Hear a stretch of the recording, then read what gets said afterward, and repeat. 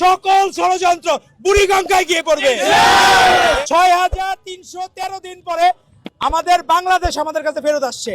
তারা এই মুনাফিকি চরিত্র থেকে ছেড়ে এসে বাংলাদেশের মানুষের মন বুঝবেন, পালস বুঝবেন এবং সেভাবেই রাজনীতি করবেন। ৬,৩১৩ দিন পরে আমাদের ভারপ্রাপ্ত চেয়ারম্যান জনাব তারেক রহমান বাংলাদেশের মাটির ঘ্রাণ নিবেন। আজকে শুধুমাত্র বাংলাদেশকে ভালোবাসার কারণে শত নির্যাতন সহ্য করেও উনি কিন্তু বীরের দর্পে বাংলাদেশে ফিরে আসছেন। আমরা যে সকল স্লোগান দিতাম তারেক রহমান বীরের বেশে আসবে ফিরে বাংলাদেশে, মা মাটি ডাকছে তারেক রহমান আজকে, সেই স্লোগানগুলো আমরা আমাদের এখনকার যারা ছাত্রদল নেতা সবার যৌবন গেছে এই স্লোগান দিতে। আজকে সেই ৬,৩১৩ দিন পরে আমাদের বাংলাদেশ আমাদের কাছে ফেরত আসছে।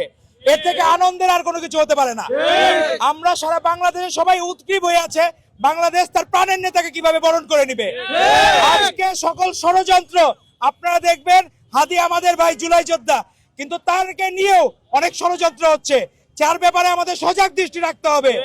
আর যখনই তারেক রহমান দেশে আসবেন সকল ষড়যন্ত্র বুড়িগঙ্গায় গিয়ে পড়বে।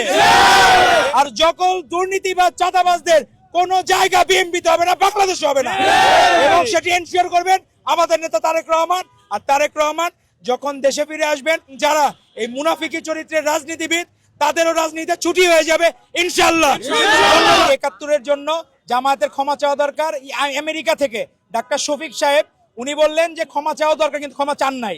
আবার এদিকে সেই দিন ডাকসুর সাদিক কায়েমরা, এরা আসলে অতীত ছাত্রলীগ নেতা, তো তারা আবার ওখানে স্টেটমেন্ট দিলেন গোলাম আজমের মতো দেশপ্রেমিক ব্যক্তি নাকি তারা আর কোনোদিন দেখেন নাই।